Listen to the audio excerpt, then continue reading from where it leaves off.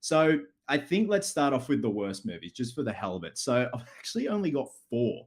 And I've got 1, 2, 3, 4, 5, 6, 7, 8, 9, 10, 11. I've got 12 for my best movies. So worst movies coming in first, and again, in no particular order. We've got Indiana Jones and the Dial of Destiny, or the Dial of Diarrhea, as the angry video game nerd called it. I was super let down by this one. And I was so excited because James Mangold, the guy that brought us Ford v Ferrari, Logan, just such a competent director, was helming Indiana Jones. Harrison Ford was back. Given his age, I didn't really mind. Like, the guy still got it. He's no spring chicken, but he's still got that gruff, tough exterior going on. I thought this could be really good. It's a good pairing, a competent director, a solid director who's proven himself. Harrison Ford coming back with some reoccurring characters from the previous films. But the payoff at the end was just ridiculous. And I am going to touch on spoilers with my list, so spoiler warning, but I'm about to get into spoilers with Dial of Destiny. The whole time travel shtick, I did not like it. I know in the Indiana Jones of the past, we've dealt with, voodoo tribes and witch doctors and hearts being ripped out, holy grails, aliens, even though I'm not really a fan of Kingdom of the Crystal Skull. I just did not like the whole time travel thing. Again, I know we deal with the supernatural when it comes to Indiana Jones, but I was like, you completely lost me, man. Everything just felt like an ordeal for the cast and crew, especially Harrison Ford. He just did not look like he wanted to be there. And again, I think because as everyone, a lot of people would say, they've grown up with Indiana Jones. It was a big part of my childhood. And just to see it now kind of, I wouldn't say withering away, but it just reminds you of like how we get old. And I don't need that reminder. Now and then I'll need that reminder that I'm getting old and, get your shit together. You got to get out there and do things. But with this movie, it was a tough slug to get through. It was a long run time. It was a tough one to get through. And also, guys, I will be getting to your questions as well. I'm going to go through my list and then we're going to have a good old Gary chinwag. Coming in next in my worst movies was Exorcist Believer. Now, I wouldn't say this was an absolute shit show of a film, but you have big shoes to fill when you are a direct sequel to one of the most influential horror films of all time. And given the fact that the original Exorcist still holds up to this day and just gives me the heebie-jeebies and the willies, is just a testament to how well it was made. And even though the behind the scenes was an absolute shit show, and if you don't know about it, I highly recommend watching some documentaries on YouTube or even just reading up about it. Like, what they put Linda Blair through was absolutely ridiculous for her being such a young girl. I really do feel sorry for her, but her performance was absolutely incredible. And with Exorcist Believer, it was just a carbon copy. And then cashing in on bringing back a legacy character with Chris McNeil, it fell so flat. And a lot of the times with bringing these legacy characters back, it's just wasted. It's just to say, oh, look who we got back. This is enticing, isn't it? And it just falls flat a lot of the time. Like, it somewhat worked with Jamie Lee Curtis in the David Gordon Green Halloween franchise, the new trilogy. But for this one, I just did not like it at all. Again, it just didn't scare me. It was a tough slog to get through. The makeup effects were great. And that's a testament to Christopher Nelson and his crew. You can always rely on them doing some incredible work. So the visuals were pretty good. The makeup was damn great, especially on the two girls. I thought it was fantastic. There was a lot of unused footage of the creature, and Christopher Nelson has posted that. And it's a shame we didn't get to see more of it. But to me, it just felt like a direct sequel, just for the sake of a direct sequel, and bringing back a legacy character. So those are my thoughts on Exorcist Believer, and we've got two more to go. Whether or not David Gordon Green is sticking around, there are murmurs he may bail. Who knows?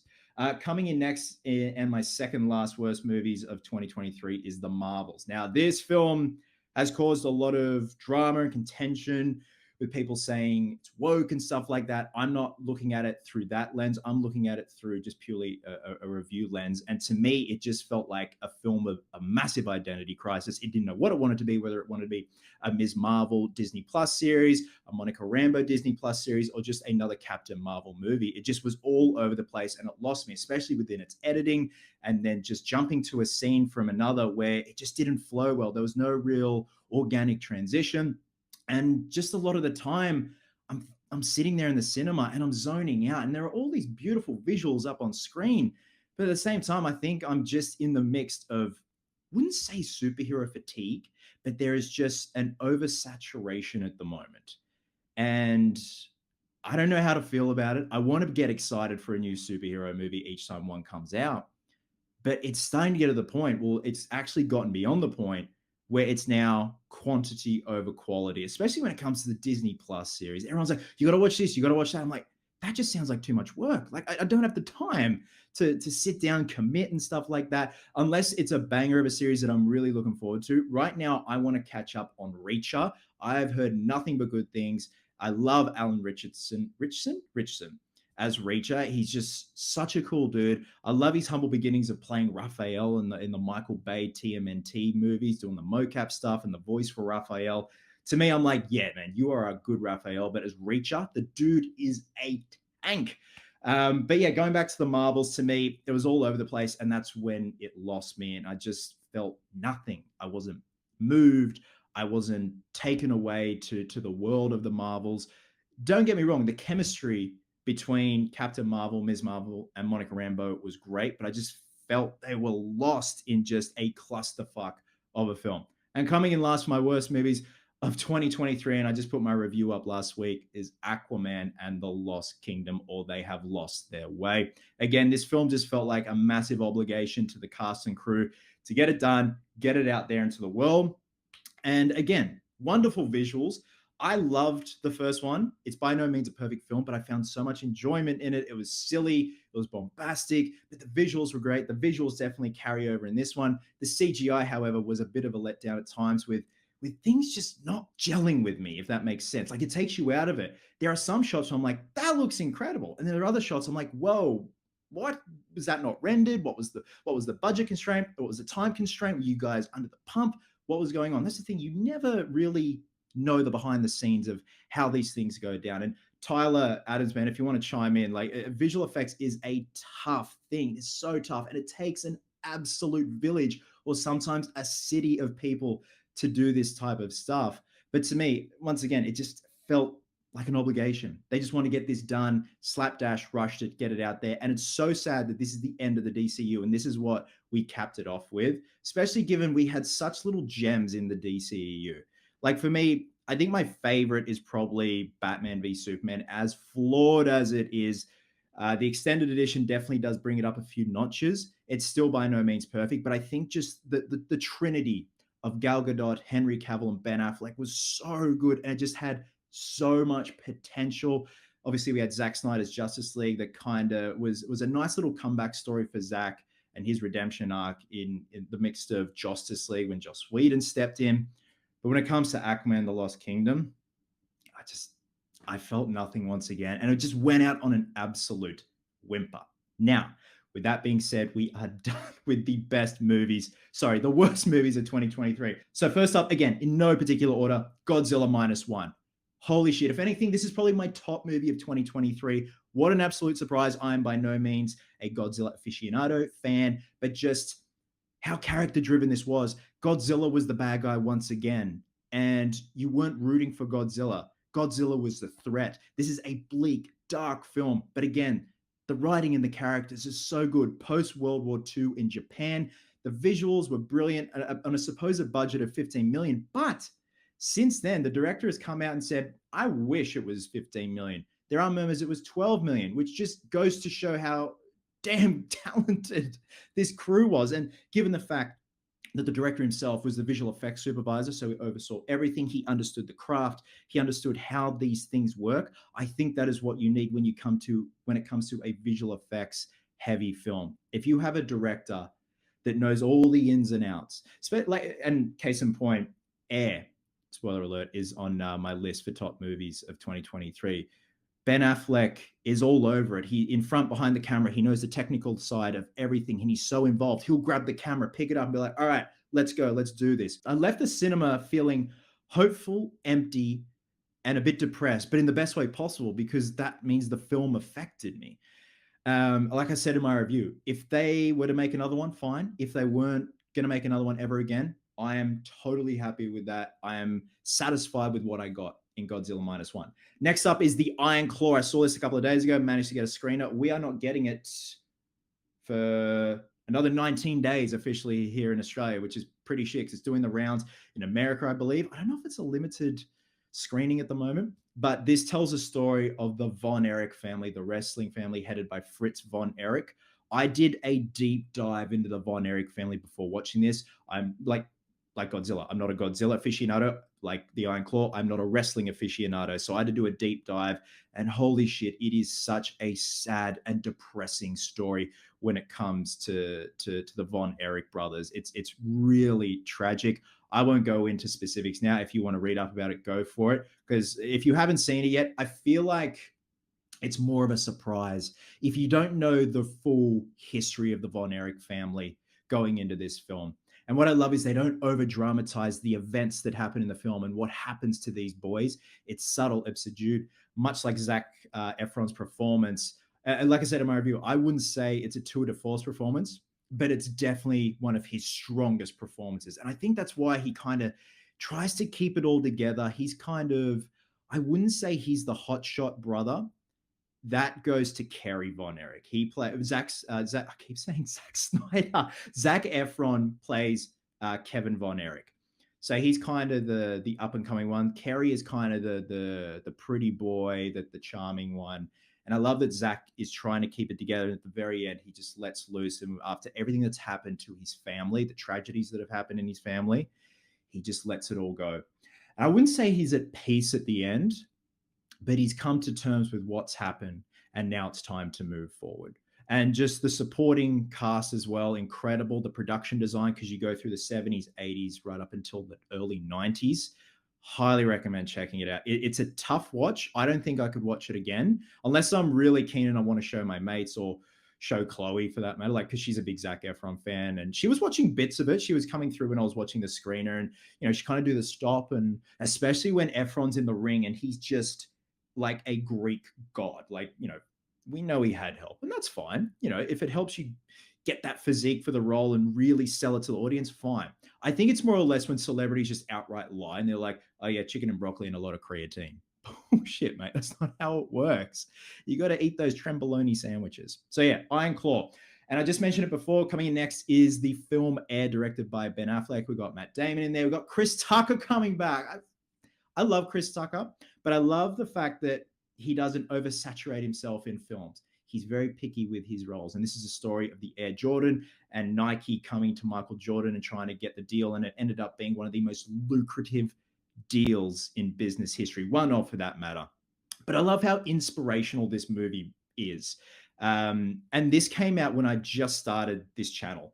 And it's a rocky thing starting a new channel, especially when you've built up a somewhat big channel, like with the Cosplay Chris channel, and then starting from zero again. It is terrifying. As a grown-ass man, I cannot tell you how much anxiety I had starting a new channel. But now that, you know, I've got the momentum going and, you know, you guys are being wonderful, supportive, and, you know, watching my videos, it's been great. And I wish I had done it a long time ago. And Air was definitely that push I needed to keep going with a new channel, because my review of Air was like one of the first videos I put up on the new channel. Next up was John Wick Chapter 4. I thought they had pushed it as much as they could in the franchise, but they went above and beyond, especially when it came to the stunts. Like, it's crazy that Chad Stahelski, Keanu's stunt double from The Matrix, has gone on to create such a rich world in John Wick and has started a franchise that I think will last a very long time in terms of its rewatchability and new generations introducing it to like their kids and stuff like that. And with Chapter 4, they delve more into the mythology, the history, when it came to the Continental. And obviously, we got the Continental spin-off series happening with Amazon Prime. I think it was just so cool to see what stunt performers can do, pushing themselves. And I think it's a stunt performers show reel over these films. And it makes you appreciate the work that these people put into these performances, these stunts, putting their lives on the line. And in John Wick Chapter 4, they just went above and beyond. In terms of the ending, I was satisfied with the ending. Again, we're talking spoilers here, guys. If you haven't seen it, you might want to click off now. But killing off John, I think it was noble, smart. If he does come back, so be it.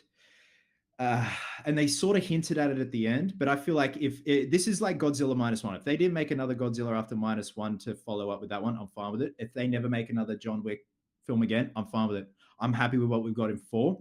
Number 1 is still my favorite. Number 3 probably be next, then 4, then 2. Yeah, I think 1 because it's so simplistic in man's dog gets killed, man gets angry and hands people's nutsacks to them. It's great. Simple. Coming in next is Thanksgiving from Eli Roth. Again, a very kind of schlocky horror film, like on par with I Know What You Did Last Summer, stuff like that, but revolving around Thanksgiving. I had so much fun with this, and this is based on the mock trailer from the Grindhouse films that Eli Roth made. And a lot of the kills from that mock trailer are in this film, especially the trampoline scene. It was great. The deaths are so over the top and like on par with Final Destination that you can't help but laugh and giggle in the cinema when they were happening on screen, which was great. But for the most part, I just found so much enjoyment in it. Like, yeah, look, it's schlocky. The acting's a bit schlocky sometimes. The payoff and twist at the end was fine. It was fine. Apparently, there is a sequel being greenlit because the first one has done so well. I can't wait to see what Eli Roth does next. He's had a few hit and misses over the years, but like obviously my introduction to him was Hostel series, and that just grossed me out and scared the absolute shit out of me. But yeah, I found a lot of enjoyment in it, and I'm keen to see where they take this character next of John Carver. Like if this becomes like a full-blown trilogy, sure. Coming up next is Oppenheimer. To me, this was a proper horror movie because it happened, and the simple notion of the man that created the atomic bomb, the bringer of death. They nicknamed him Prometheus. And this is based on American Prometheus, the book. And I just think it's Nolan's coming together of everything he's learned over the years with his films. And like, this is all I can offer in terms of my strengths and bringing a damn good cast and crew together. Here you go, Oppenheimer. My only regret is I wish I had seen it on IMAX because I saw it in, I don't know what you guys would call it if you're in the States or other parts of the world. I call them the shit cinemas, and they're the low tier cinemas that, the cheapest ones. Then you got your VMAX, comfier seats, bigger screen, Dolby Atmos. Then you got gold class, which is, you get like drinks served to you in the reclining chairs and all that. But the only session they had was the shit cinema. It's like shitty old like theater seats from the 50s. And you're like, oh man, this is shit. And it's the fold down butt flap and everything. And sitting there for 3 hours, it's a lot, man. It's an absolute tough slug to get through. I felt if it was an IMAX, the newly refurbished IMAX here in Sydney that just opened, it would have been so much more better. But apart from that, in terms of being like reviewing the actual film, so good, so well done. Yes, it is a long film, but you don't really check the time because you're enthralled in the lead up to the Trinity test. And that, even though it's not about the explosion of the bomb and stuff like that, it's the effect it has on Oppenheimer and the people around him and his family and how he kind of is unhinged. You see inside his mind, and it's like atoms splitting apart. And just, I'm like, that's a good analogy for the human mind sometimes. When we get unhinged or we're not coping, it's essentially like atoms just splitting, and it's just in this explosion in your head. The Trinity test scene, as small as it was, I loved it, especially with the sound design, or should I say no sound at all when the bomb does go off. And the fact we have Josh Peck in a Christopher Nolan film, hell yeah. Standout for me was Josh Hartnett. It was so cool to see him back on screen again. I know he's done a lot of independent stuff, smaller scale stuff, but he was pretty damn good in this film, if I may say so myself. But obviously the standout was Cillian Murphy. Florence Pugh, just again, Nolan just surrounds himself with such good crew and very strong actors, which is great. Coming in next is Talk to Me from the Raka Raka Boys. I was fortunate enough to see this at the premiere here in Sydney with the Raka Raka Boys in attendance. Got to quickly meet them, have a quick hello to them, have a quick chat. And I just think it's such a good little success story when two boys from Adelaide beating the shit out of each other in their backyard on YouTube go on to create such a lucrative horror film that is now going to have a sequel. They're apparently directing the new Street Fighter film, which is great. A24 are definitely looking after them. I want to see more from these boys. I would love to see them take on the Scream franchise, the Elm Street franchise. I'd also love to see Mike Flanagan take on the Elm Street franchise, or even the Duffer Brothers from Stranger Things.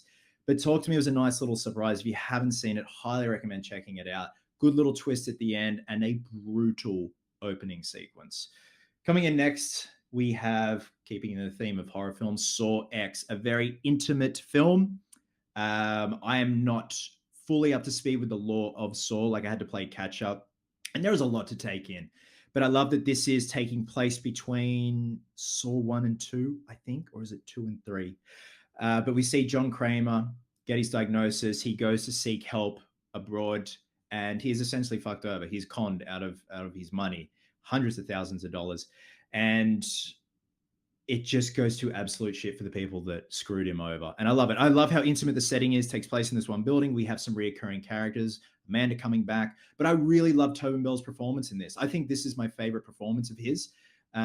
Again, much like Efron in Iron Claw, more subdued, but damn, the traps were good. Made me squirm. That says a lot because, I deal with gore, make gore and stuff like that. But if you haven't seen Saw X, highly recommend checking it out. It's one of my favorite Saw films. Was it the year before or the year prior? We got Spiral. I didn't mind Spiral. I just felt that Chris Rock was too Chris Rock in the film. If he had have changed his persona a bit and been just a bit more different than just playing Chris Rock, like how Will Smith plays Will Smith a lot in films, I thought it could have been really, really good. Like the concept was great. The execution, eh.